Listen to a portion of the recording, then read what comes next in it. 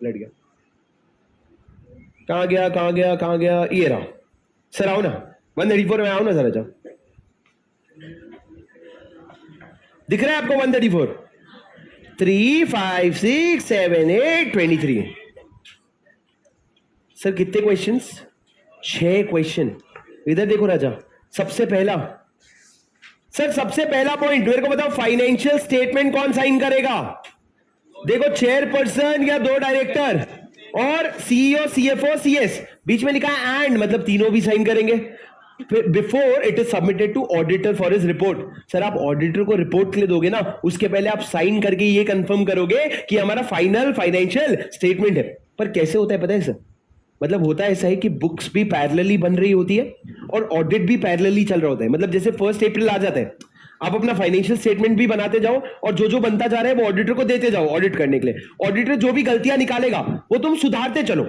फिर क्या होता है, जिस दिन मीटिंग होती है उसके 1 घंटे पहले तुम्हारा फाइनेंशियल स्टेटमेंट फाइनल वाला बनता है, आधे घंटे पहले ऑडिटर साइन करता है और मीटिंग में प्रेजेंट हो जाता है। ठीक है, मैं जब ऑडिट पढ़ाऊंगा ना तो मैं आपको एक इनसाइडर ट्रेडिंग का एक सीन बताऊंगा, वो तुम मेरे को याद दिला देना, क्योंकि हमारे कोर्स से रिलेवेंट नहीं है पर ऑडिटर का पोजीशन समझने के लिए बहुत इंपॉर्टेंट है। मैं अगले चैप्टर में बताऊंगा, तुम लोगों को एक याद दिलाने, कल नहीं परसों। ठीक है, देखते हैं फिर। आ जाओ इधर देखो सर, ओपीसी में कौन साइन करेगा? सिर्फ एक डायरेक्टर साइन करेगा तो चल जाएगा। आगे देखो सर, ये आप लोगों का टेबल है कि बोर्ड ऑफ डायरेक्टर अपने रिपोर्ट में क्या क्या लिखेगा। पूरा समुंदर है सर, और ये समुंदर नहीं है, समुंदर का निकाला हुआ लोटा भर पानी है। बाकी समुंदर तो मैंने आईसीआई मॉड्यूल में छोड़ रखा है कि भाई इतनी चीजें बोर्ड रिपोर्ट में, इनको क्या करना था? कंट्रोल सी कंट्रोल वी, ये ले।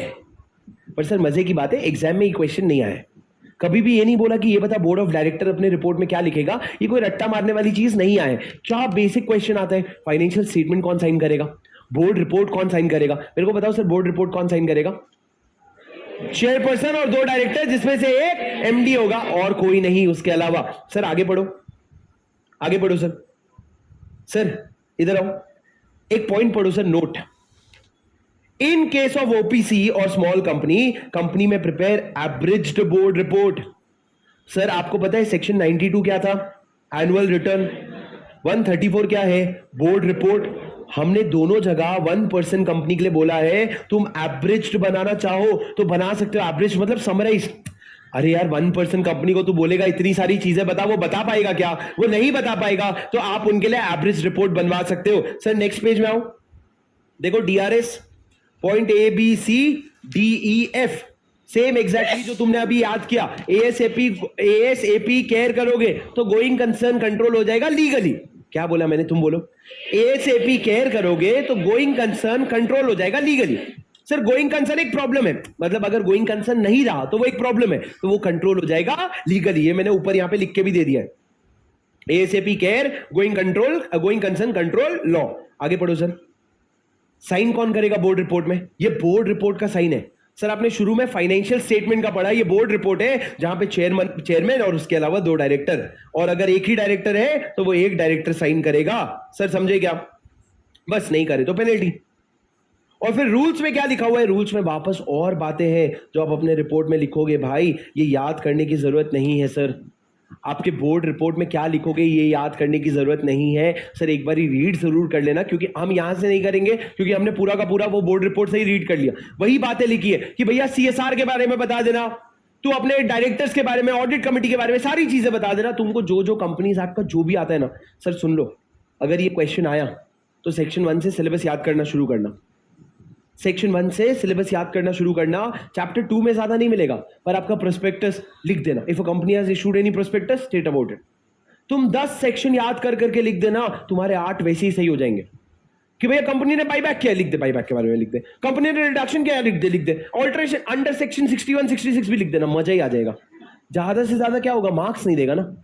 पर तुम ये सोचो एग्जाम हॉल में क्या लगेगा, बाहर आके लिख दिया यार मैं, सब लिख के आया, 100% लिख के आया, तो उस दिन से रिजल्ट वाले दिन तक तो खुश रहोगे।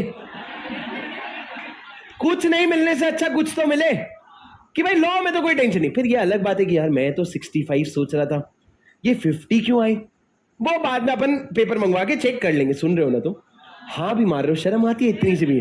हाँ हाँ सर, क्या है, खुशी तो रहना है। इधर आओ सर, इसके साथ सर आपका पूरा का पूरा चैप्टर खत्म होता है। चैप्टर खत्म हुआ है, एक्ट बचा है अभी भी। क्या ढीले लोग ऐसे। तो हम क्या करें, हमारे लिए तो नहीं खत्म हुआ है। सर सुनो ना, exam BCom all the best, rocket मस्त एकदम लिख के आना। मैं अभी सिखाया आपको बीकॉम का आंसर कैसे लिखते हैं। गुड, कोई भी पेपर में लिख के आ जाना। चलो इधर आओ सर, आ जाओ। अभी हम लोग 1 घंटा लगाएंगे क्या करने के लिए, ऑडिट एंड ऑडिटर्स का question bank, accounts of companies का क्वेश्चन बैंक। सर फेरो चेक करो 45 मिनट मजे। हाँ पहले ना एक बात बताओ, सुनो इधर सुनो। पहले के जमाने में क्या होता था ना, इंटरमीडिएट में बच्चे आते थे, छोटे छोटे बच्चे आते थे इंटरमीडिएट में, फाउंडेशन नया ताजा क्लियर किए थे। एक एक क्लासरूम में जाकर बैठते थे, जहां 50-50 बच्चे बैठते थे। टीचर 6 घंटे लॉ पढ़ाते थे, एक एक बच्चे को ऐसा पकड़ पकड़ के पढ़ ले भाई, कर ले भाई, ऐसा करते। अभी ट्रेंड ऐसा चेंज हुआ है ना, यू सी इंटर में पहले बच्चा ऑनलाइन लेक्चर्स नहीं लेता था, अब लेता है। What does that indicate? High profit नहीं। What does that indicate? That indicates that people are shifting to more self discipline method. Online lecture is nothing but it is online और face to face में सबसे बड़ा फर्क है self discipline. कि भाई मेरे को जरूरी नहीं है कि मैं क्लास में जाऊंगा, मेरे को डांट लगेगी तो ही मैं पढ़ूंगा, मैं आप खुद से करने के लिए काबिल हूं। और तुम मानो या नहीं मानो यार, यही बच्चे पास होते हैं। ट्रस्ट मी, मैं तुमको एक कड़वा सच बताता हूं, सुन लोगे, हिम्मत करोगे। प्रेस्टीज पॉइंट में तुमको मैंने बताया है, पिछले 10 अटेम्प्ट में एक भी रैंक नहीं आई अभी तक। प्रेस्टीज पॉइंट में सुन लो मेरी बात ध्यान से, पिछले 10 अटेम्प्ट में एक भी रैंक नहीं आई। जितने भी बाहर बैनर्स लगे ना, जितने भी एकेडमिक है, सब ऑनलाइन वाले बच्चे, सब ऑनलाइन वाले बच्चे। उनको बस प्रेस्टीज बुलाया जाता है सेलिब्रेट करने के लिए। But what is the reason? मतलब सर मैं जो फैक्ट बोल रहा हूं, it in itself is an evidence that हम लोगों के तरीके में कुछ कमियां हैं। यहाँ पे क्या मेथड चलता था पहले, आज से 2 साल पहले, कि मैं मार मार के करवाऊंगा, मैं डांट डांट के करवाऊंगा, जब तक बच्चे करवा लेगा 3 महीना, फिर क्या बच्चा 3 महीने बाद बोलेगा डांटते तो पढ़ाई होती थी, अब नहीं हो रही है। सर क्या कॉल डांटेंगे? फिर you have to be self motivated. तुमको अगर बहुत सारे बच्चे, मैं देखता हूं एक डीपीक्यू में भी बहुत सारे बच्चों का आंसर मेरे को पढ़ के समझ आ जाता है कि उसने कॉपी पेस्ट करके लिखा है, उसने दिमाग बंद करके उसने कॉपी पेस्ट लिखा। ये होता है फोर्स करने का नतीजा। फोर्स करके तो उसको 3 4 5 10 15 जितने क्वेश्चन लिखवाना लिखवा लो, उसको लिख के कोई फायदा नहीं हो रहा है। तो उससे तुम एनर्जी बचा के तुम मत करो ना। तुम क्या गिनती कर, मेरी क्लास में मैं तुमको ये नहीं गिनती करूंगा क्लास में 150 क्वेश्चन किए, 20 लिखा हमने, 28 पढ़ाए मैंने, घंटा। तुमने क्या किया? मैंने जो किया सो किया, तुमने क्या किया? पॉइंट ये है कि trend is changing and that changing trend is only going to impact you. आज एक बात समझना, जब हम फेस टू फेस में इतने अग्रेसिव होते हैं, बच्चे तुमको मैं बता दूं जेन्युइनली, मेरे को पता है बच्चे इस चीज पे फीडबैक देते हैं कि यार वो सर ना पकड़ पकड़ के करवा देते हैं, ठीक है। पर मेरी बात सुनो राजा, वो तो 500 बच्चों के हो गए ना जो फेस टू फेस है, जो हमारे 3-3.5 बच्चे ऑनलाइन, उनका क्या? जो 4-5 हजार बच्चे ऑनलाइन, उनका क्या? वो लोग कैसे कर रहे हैं? और वो लोग अगर सेल्फ मोटिवेटेड है, उनको तो डर भी नहीं है। मैं आपको बाय डिफॉल्ट बोल रहा हूं, अभी जो बच्चा फेयर नोट्स खुद से लिख रहा है डिसिप्लिन के साथ, जो स्क्रिबल डिसिप्लिन के साथ कर रहा है, डीपीक्यू कर रहा है, तू जीत जाएगा। आई एम टेलिंग यू, तू जीत जाएगा। पर जो बच्चा नहीं कर रहा है, उसको कोई पकड़ भी नहीं सकता, कोई प्रैक्टिकल सॉल्यूशन तो है नहीं। It only goes to show that trend is changing and it is changing in a way that you are going to win. ये सब क्लास में अटेंडेंस लेना, क्लास पकड़ के बुलाना, मैं समझता हूं कि एज अ स्टूडेंट हम भटक जाते हैं, मैं समझता हूं कि जरूरी होता है, पर ये आज जरूरी नहीं रह रहे। लोग इससे 2 कदम आगे बढ़ गए, लोग इससे क्योंकि सब प्रेशर बढ़ गया है कि एक बच्चा कि यार मैं नहीं पढ़ूंगा, एक बच्चा कैसे नहीं पढ़ेगा, समय कम है, मेरे पास दिन में 12 घंटे भी कम है, तू नहीं पढ़ के कैसे रह रहा है? तो दोनों बच्चों में से कौन जीत जाता है? जो शुरू से प्रेशर लेके पढ़ लेता है। मैं तुमको अभी भी बता रहा हूं, जो बच्चे का मैं नोट चेक कर लूं, जिनका नहीं लिखा हुआ मिला ना, 10 से 4 दिन लिखेगा, फिर 4 दिन बाद बैक टू द। जब तक तुम अंदर से सेल्फ मोटिवेटेड नहीं हो, your result is going to be hampered. और सर मैं आपको बता दूं, आपका रिजल्ट एक दिन का रिजल्ट नहीं होता है, ये पूरे 9 महीने के आपके कर्म या आपके पाप का सम होता है। Your result is the sum of all the sacrifices that you make, your result is the sum of all the efforts that you put. तो प्लीज समझो कि आज मैं डीपीक्यू लिखूं या नहीं लिखूं, नहीं लिखूंगा क्या फर्क पड़ेगा? आज की डेट में कोई फर्क नहीं पड़ेगा। लॉन्ग टर्म में ये फर्क पड़ेगा कि तू अपने आप को ना बोलना सीख जाएगा। क्या फर्क पड़ेगा? जब यही सवाल है तो हर दिन बोलेगा क्या फर्क पड़ेगा, हर दिन बोलेगा डीपीक्यू नहीं लिखूंगा। पर ऑन द कॉन्ट्री, मैंने तुमको पहले भी बताया, पिछले बैच में एक बच्चा था स्टूडेंट जिसको हम लोग, और उसको आया था मुंबई से, वो मुंबई से आया था और वो आया था यहाँ पे, हम लोग पिछले बार गए थे सिंहगढ़ फोर्ट, तो रात को 3 बजे निकला था। वो घर से क्लास खत्म करके पूरे दिन की, वो निकला है 8 बजे, यहाँ पहुंचा है रात के 12:30 बजे। वो जगह ढूंढ के पहले डीपीक्यू लिखा है।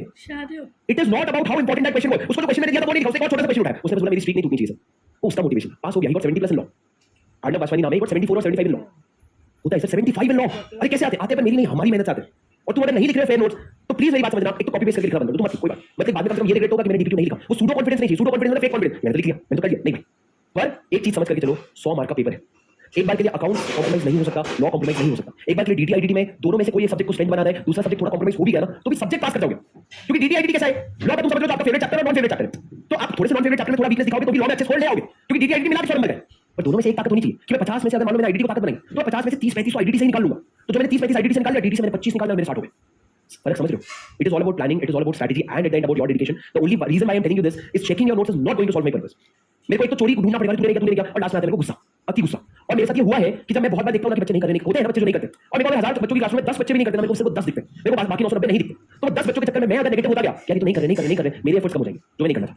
तो मैं ये बोल रहा हूं कि you are under supervision of your own, you are under supervision of ICAI. जितना सैक्रिफाइसेस करोगे उतना रिजल्ट ऐड होगा, मेरी गारंटी है। और तुम लोग सैक्रिफाइस छोड़ के देखो कि भैया मैं पढ़ाई छोड़ के घूमने गया, मन किसका नहीं करता भाई घूमने का, सबका करता है। तुम एक बार पढ़ाई छोड़ के घूमने जाकर देखो, वो तुम्हारा नेगेटिव में चला जाएगा। पॉजिटिव नेगेटिव पॉजिटिव नेगेटिव सबका हिसाब होगा रिजल्ट वाले दिन। जहां पॉजिटिव नेगेटिव से बहुत ज्यादा रहा पास लो, सिर्फ पॉजिटिव में पॉजिटिव रहा, रैंक आ जाएगी। पर बहुत नेगेटिव रहे ना, तो अगली बार मेहनत करना कि बहुत पॉजिटिव है, इतना ही नियम है सर, कोई नियम नहीं है। तो तुम्हारा कोई भी बैकलॉग हो, तुम्हारे अकाउंट के सब्जेक्ट में कुछ हो, तुम काम चोरी अगर कर रहे हो तो तुम टीचर से नहीं बच रहे हो, ऐसा नहीं, अरे बच गया यार, आज तो चेकिंग नहीं, क्या बच गया, किससे बच गया, किसके लिए कर रहे थे? चलो सर मेरी बात क्या कुछ बोले, लिख लोगे सब बच्चा कुछ लिख लोगे जो भी बचा है, फेयर नोट्स, डीपीक्यू वगैरह, तुम्हारी मर्जी। मैं तुमको बस एक चीज बता देता हूँ, यहाँ पे इस पोजीशन में रह के मैं आपको बता दूं, there are people who are doing brilliant efforts. I will not name them, सिर पे चढ़ जाएंगे वो खुद के, पर मेरे को पता है कुछ बच्चे एक्स्ट्राऑर्डिनरी एफर्ट्स कर रहे हैं। वो तुम सोचो, एक होता है बेवकूफ इंसान, एक होता है होशियार। बेवकूफ अगर मेहनत कर ले तो वो सीए बन जाएगा, मतलब उसका कॉमन सेंस कम है, हार्डवर्क ज्यादा है, गुड डील।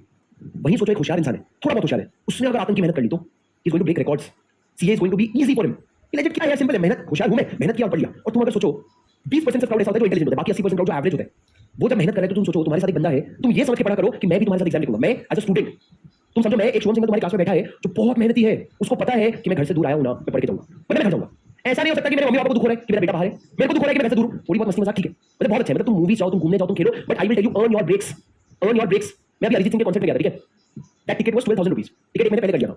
मेरे को एक महीने अरिजीत सिंह के कॉन्सर्ट में जाने के लिए, हाफ डे का ब्रेक लेने के लिए मैंने रोज शायद 2 घंटे मेहनत ज्यादा करी होगी कि भाई मेरे को इस दिन के पहले मेरा ये टारगेट खत्म करना है, तभी मैं अरिजीत सिंह जाऊंगा। वो मोटिवेशन इनफ था कि मैंने आतंक मचा दिया अपने हार्डवर्क में। और फिर जब मैं जा रहा हूं अरिजीत सिंह के कॉन्सर्ट में, मेरे को लगा आज कुछ खराब नहीं होना चाहिए, मैंने बहुत मेहनत करी इस दिन। तो तुम खुशी भी, तुम एक्साइटेड भी फिर इतने अच्छे से होते हो क्योंकि यू आर हैप्पी। तुम काम चोरी करके नहीं आए हो, तुम एक वही काम चोरी करके जाके देखो कि मैंने आज सुबह से सारी क्लास कैंसिल कर दी, रात को मस्त नींद पूरी करके आया हो, तुमको अच्छा नहीं लगेगा इतना। तो you have to earn your breaks, learn this concept of earning your breaks कि मेरे को अगर नेक्स्ट सैटरडे पार्टी करने जाना है अपने दोस्त के साथ, मैं जाऊंगा, मैं मना नहीं करूंगा, I will be there also. यार तू सब कैसे कर लेता है भाई, तू पढ़ भी लेता है, तू घूम भी लेता है, टेस्ट भी लिख लेता है, वो इंसान बनो। ये नहीं कि सिर्फ घूमता रहता है, सिर्फ पढ़ता रहता है, दोनों बेकार है।